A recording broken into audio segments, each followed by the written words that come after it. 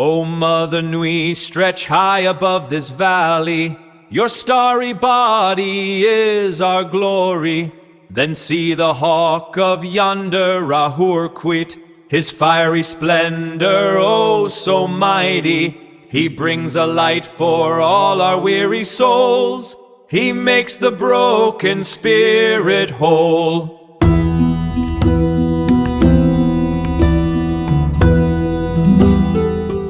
Imagine you're a chef in like a completely chaotic kitchen. Oh, sounds stressful. Right. It's pitch black, filled with thick smoke, and a room full of people is just watching your every move. Yeah, that's intense. And you have to read your recipe book perfectly without stumbling. So, welcome to today's deep dive. We're looking at a stack of sources. Publishing logs, editor notes, the actual text itself. Exactly. All for the 2014 Ecclesia Gnostica Catholica Clerical Handbook.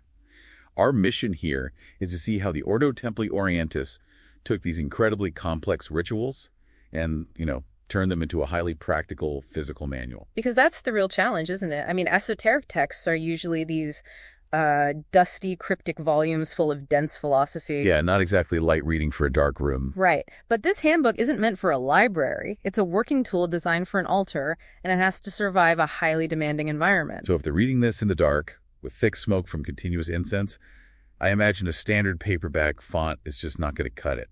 They must have had to rethink the typography entirely. They absolutely did. During their central ritual, the Gnostic Mass, the room is often lit only by candles.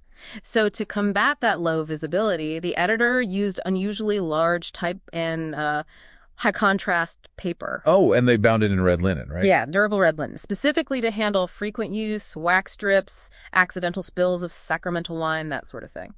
Okay, but I have to push back a bit here. Sure. I get that it's hard to read in the dark. But early on in the publishing process, there was this famous Greek typographical anomaly. Oh, the line breaks. Yeah, that was a big deal. Right. It was a mid-word line break in a Greek word. Now, people mispronounce things in church all the time and lightning doesn't strike. Why was a hyphenated word treated like an absolute emergency? Well, because in this specific tradition, the sound of the word is basically the engine of the ritual. The handbook uses what are called voces, magica words of power. Wait, like what kind of words? Words like athenatos for immortal or, pneuma for spirit. They believed these required exact phonetic vibration to work. I see. So if a line break makes a priest stumble, the rhythm breaks. And if the rhythm breaks, the engine stalls. Basically, the spell is broken. Oh, wow. So it's not just a typo.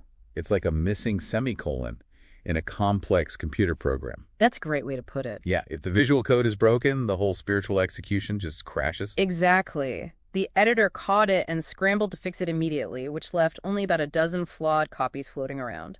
He jokingly called them the rare first editions. That is wild. And that intense focus on visual exactness makes sense. Yeah. But reading exact words in the dark is only half the battle, right? The other half is mental endurance. Which brings us to the operational gap this handbook really had to bridge. Before this, the definitive guide for these rituals was this dense, 380-page academic textbook called Mystery of Mystery. Which sounds heavy. It is. It's brilliant for theology, but completely useless during a ceremony.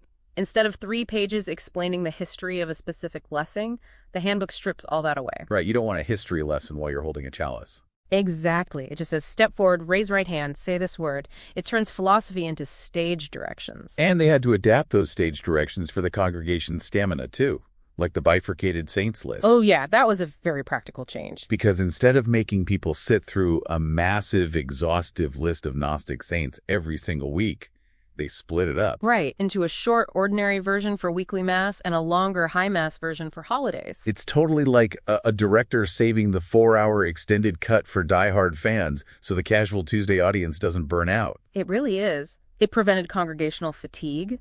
They even went as far as releasing multiple formats, including a digital edition priced at exactly $6.66. 66. Yeah. I mean, a pretty obvious nod to Crowley's Beast. A provocative nod, sure, but also a highly practical tool for someone who wants to review the steps on a tablet before entering the temple. Right. Highly functional.